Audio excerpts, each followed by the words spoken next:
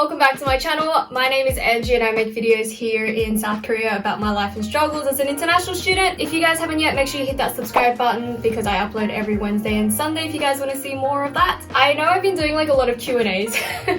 I mentioned before that I found out that my neighbor is actually a friend of mine. So this is Samuel. Hello everyone. So my name is Samuel Gurung. I come from Nepal. I've been living here in Korea for almost 2 years. My major is IBM, International Business Management. So basically, Samuel did 1 year of Korean class, which is what I'm doing at the moment. His class, fortunately, is all taught in English, unlike mine, everything is in Korean. So for a lot of you guys asking if you guys can study in English here, there are courses that you can do in English. You just need to make sure you look at your uni form. That being said, we did ask you guys on TikTok and Instagram if you guys had any questions in regards to seeing different mindsets and different experiences. I did get a lot of questions, so here we are. We're going to have dinner and talk about this. What was your impression of me when you first met me? So like before I met you personally, like face to face, I used to see you on our international group chat. So I was like, who's this girl? Cause she used to text every time like we have a message, like she was like, yeah, I'll do it. I didn't thought like she was from like Australia. I think first time I met you was like here, right? Yeah, it was like the first time we met in person. First time I saw her and talked with her. I mean, she's like kind of like... I was the calm one of the group. You can't deny that. Okay. Out of everyone here, I was the calm one. My impression of you was... You're not Nepalese, like at all. What was it? The first time I saw him was on a video class. Yeah, live class. Yeah, it was a live class. It was Jin's live class, actually. They were in the same class. I was like, you have a Korean in your class who speaks really good English. And he goes, no, he's actually not Korean. And I was like, what? Okay, so there's a Nepalese who looks extremely Korean. I didn't realize that you were Lee's ex. And then she runs into the room one day. And she goes, holy my ex lives next door. And I was like, what? I was like, wait, your ex is Samuel, right? She goes, yeah. And I'm like, oh, right, the Korean looking Nepalese. This is gonna be interesting. How did you find the first 6 months in Korea? Like when I first came in Korea, I didn't know any zero knowledge on language. Yeah. And basically, he wasn't a Korea boo. So I just came and like the first 6 months, like I didn't care about the language because I was just having fun. I was enjoying and also like I didn't work because like my family used to send me money. It was fun. The first 6 months, like for me, like personally, first 6 months is always fun. But that's before the reality bubble hits home. Same as you, I was like, oh, I don't need to work, I don't need to do anything. And the following 3 months was like, holy I need to do something. Like, I don't understand, I'm not prepared. You guys watched my previous video where I was talking about how mental health aspect hits really, really hard. So that was pretty much like my 6 months where it was just a roller coaster of like, is college in Korea hard compared to Nepal? Because you did a bit of time there. It's like you went to prison. First of all, like it depends, right? Because of COVID, because of Corona, because we don't have like offline classes. I wouldn't say it's hard, but depends on what university you go to. Yeah, that's the main thing. It depends upon the university. Our university isn't high ranked. Neither of us came here for academic purposes. So if you guys are looking in terms of academic, you guys really need to search up where to go. Like our uni's too lax, too relaxed in that sense. In Korean university ranking, our university doesn't rank that high academically. We are still a good university, but like, we're not too crazy. I think also someone asked, right, is there English university? There is a university, like whole, everything is on English. I don't know that. I don't know where, maybe in Seoul or in Cheon. It has to be around there. Yeah. It can't be anywhere else really. So for example, to me, like, if you come to Korea, like, you should be learning the language. Otherwise, like, there's no point in you coming abroad, like, to study abroad. If you want to just be speaking English, you can always look at going to, like, other English-speaking countries instead. That's always something to think about, like, rather than just applying to come here to study, English and stuff. Right. That's just the way I see it. How did you find this university? I have an uncle right here. He's been living more than 10 years, maybe now 12 years. I was still in Nepal. I was doing nothing. So my uncle came to Nepal for his, pastor, to become a pastor. Yeah, he came to meet my family and then my father kind of told him like he's doing nothing. Give you a new purpose in life. So what do you want to do? He told me, like he asked me and I just said like, I don't know, like I have some ideas, right? Because I still want to study. So he just told me like, come to Korea, like straightforward, come to Korea. And I was like, oh, just decide today, until tonight. Cause like tomorrow, like after some days, he's leaving back to Korea. So that night, like I decided, like the next day, I just called and I told my uncle, like, yeah, I'll come. At least you made up your mind faster than me. I waited 3 years before I made up my mind to come here. Korea was not my option. It wasn't like my number one choice. There are always other options. Yeah. You guys kind of know why I came here and how I got here and stuff like that. How did you handle communicating with the natives? Both of us got here, you didn't know any, and I knew like broken. I think a lot of people before they get here, they'll read a handbook and be like, oh, hello is 안녕하세요, and I thank you like 감사합니다 and stuff like that. I mean, of course, like I couldn't communicate. Even Korean cannot speak English, but if you especially our area, you have to really over exaggerate the pronunciation so it sounds like Konglish. Because a lot of the times they actually understand Konglish more than they understand that way. So yeah, before you come to Korea, like at least I think learn some phrases. There's apps on your phone nowadays that you use. Like I've just got straight up got Papa Go, and you can download it so you don't have to have Wi-Fi to use the actual content as well. It's a lot more helpful now compared to the first 3 times I came here as a teenager. How much stuff did you pack when studying abroad? I just packed very little. When I applied for my student visa, everything happened in 5 days. Bro, took me 2.5 months, 5 days. But I think you must bring everything. You should bring everything, but you should also bring the essentials that you know you need immediately. I barely bring any of my winter clothes, and half my clothes are at home. So you have to bring that. I suggest you don't worry about socks and underwears. Bring like a couple that you're gonna need, and then once you kind of settled in, go shopping and buy like socks and underwear. Like that saves you space in your luggage for more important things. In terms of anything that you feel like you normally bring on vacation, you really need to think about like not bringing it with you. But you can get it sent over later on if, postage is cheap. But also if you go home and visit the fams, you can go home and bring it back. That was my plan originally. I was gonna go back for Christmas and then bring all my home. But obviously Corona's like, yeah, my mom's sending me that, and you guys already know that because I've been showing you guys all the FaceTimes with my mom. I was like, hey! She goes, you little. I'm like, oh dang, okay mom. I only studied Korean for a year. Does he find sufficient enough to be able to get through every day? Are there any challenges? Yeah, 1 year is not enough. If you guys come here to study Korean specifically, then it's a lot easier. You only really need to focus on the Korean. He came here, he needed to focus on his major, and I also needed to focus on training and my major. Like that was also clashing with just specifically learning Korean as well as having to work. But also don't get frustrated if you don't learn fast enough when you get here. I have a friend who's been here almost 3 years and he's still not fluent. Pro tip is if you do find a Korean partner, it does make life a lot easier. Like, you learn more from your girlfriend than you do from class, right? Yeah, right. And also from like our works. I learned more from the ajashis telling me about parcels, build relationships with people around.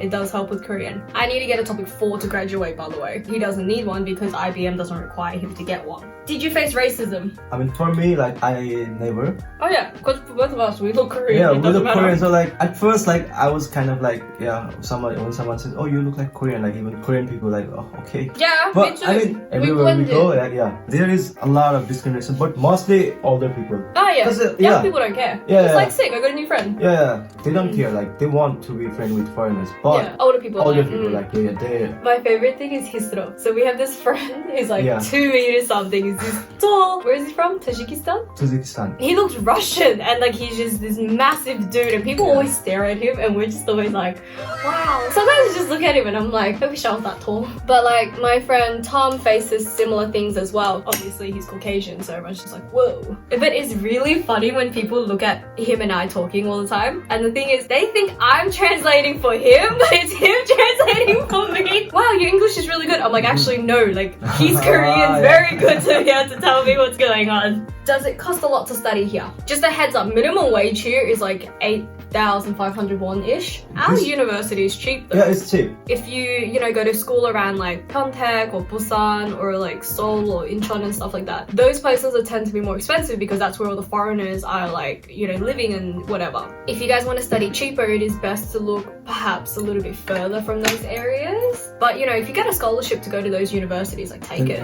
We have an international student scholarship discount tuition thing here. It's like 30%. And also like from this year, like if you have like, it depends upon your GPA. If you have a very good GPA, if you get a 4.5 and over, you get free tuition. But yeah, besides tuition, you need to make sure you account for your daily expenses, which isn't a lot. Groceries is cheap here, but also insurance is another thing. You have to make sure if your country gets a good kind of cut. For example, our university just released our Corona medical cost cover sitch, and turns out Australia is very lucky to be fully covered. Unfortunately, Unfortunately, Nepal is not covered at all. Like not at all. China is partially covered. Even the USA. US students aren't covered Yeah, in I mean- whatever our school just released. Also, you need to update your visa every 2 years if Every you get 2 a years. D2, Yeah, which is the one we have. Otherwise, if you have a D4, which is a language one, which is only 6 months, you have to, redo it every 6 months. But it's like a lot easier to get like a D2 in that sense. But you can't work as much legally. Yeah, right. Legally, gas and electricity and rent's really cheap here, to be honest, compared to yeah. home. I pay $150 here a month for rent alone. Well, he pays a higher rent because he lives alone. Yeah, I live alone, that's why. Compared to my country, like I think Nepal is even more cheaper. I've heard that Vietnam, like, is more cheaper. Ethan complained when he was here. He used to complain so much. You can literally work part-time and still be able to afford to pay tuition and study and have fun with your friends and stuff like that. Yeah, right. Just at the moment though, because Corona chance around. Yeah. Can't work at the restaurant, so we have to go work at the parcel place. What is it like to work and study at the same time in another country? So this is not my first time working. This was your first time working. It was back when I was in my country, like I didn't have to do anything because basically my family, my father, he does everything. I just live, chill, eat, study. I didn't have any pressure. So when I first came to Korea and I did my first 6 months of language, it's not like in Nepal. So yeah, I said like, yeah, now I really need to work. I got a job on restaurant. I never worked, but that doesn't mean like I can't work, right?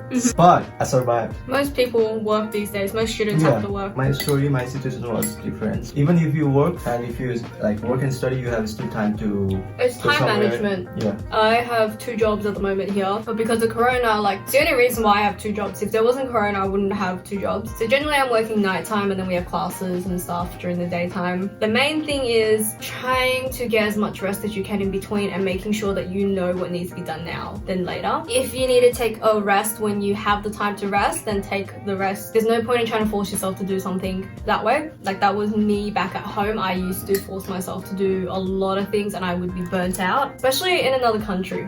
Yeah, right. You burn out faster because you're unfamiliar with everything around you, but also like it's just really tiring to make sure yourself is okay because you don't want other people worrying you back at home. Don't be scared if you guys know you have to work and study at the same time. Statistically, everyone has to do that nowadays, and they did that before. Like it's nothing new. What is the biggest culture shock you experienced here? So the culture are kind of like similar, the respecting thing. yeah. Doing this one, or like when you like pass something to the senior, you put like this, In this Australia, we don't, but in China, we kind of do something similar. Like this thing is very similar. In like Australia and stuff, like we normally, if we miss a class or something, we normally send them an email. Yeah, the other day I was supposed to go see my Thursday Korean professor because I've missed a lot of classes and she was a bit upset with me purely because I've been crashing out as soon as I got home from work. But anyways, I went to see her and I was like, I apologized in person because I felt like that was the right thing to do, and that was generally what we normally do in Western culture. When you feel like you've been, you messed up really bad, you should apologize in person. Yeah. So I went to apologize, so she was so confused, right? Not because I was speaking English or anything, like she was just so confused why I was apologizing to her person. So I went downstairs to the office and I was like, hey, she looked really confused that I was apologizing to her person. And then they were like, yeah, because we don't do that in Korea. And I was like,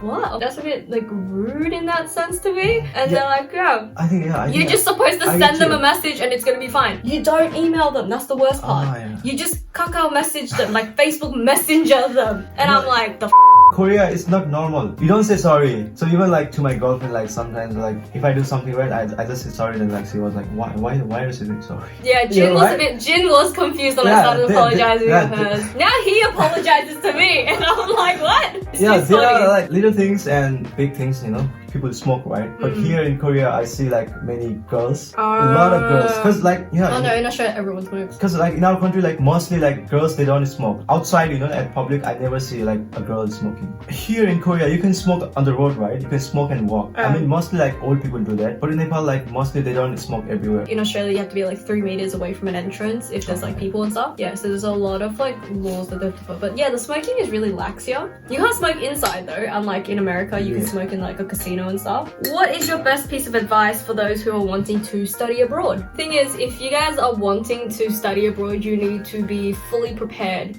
You need to have your mindset ready for anything that's going to happen. You need to prepare all the documents properly. You don't want to be missing any documents and then having to, you know, FaceTime your parents and ask them to find a document for you at home or anything like that. If your parents aren't tech savvy, like mine, for example, you need to really look into everything in relation to your course. Look into anything that you think might help your course. You need to find all of that. You need to be 110% ready. Like, you can't even just be 100 ready. Yeah, you have to be more than 100. Yeah, more than 100. Life is going to turn you into its I mean, yeah, you know, like some people get like homesick. Like I never got homesick because I just like here like interesting and fun. So, like when I came here, like I had my uncle, right? Yeah. I used to go to the church and there are lots of Nepalese people. So yeah, I was never lonely. Me on the Yeah, other hand, I never got, maybe when I first walked, because that was like at the time maybe I felt a little bit thinking about the times I didn't have to pay rent. People may get homesick, so that's why You want to make as many friends as possible. Yeah. That's the thing, make as many connections as you possibly can. Otherwise, you guys are gonna not regret it. Yeah, also you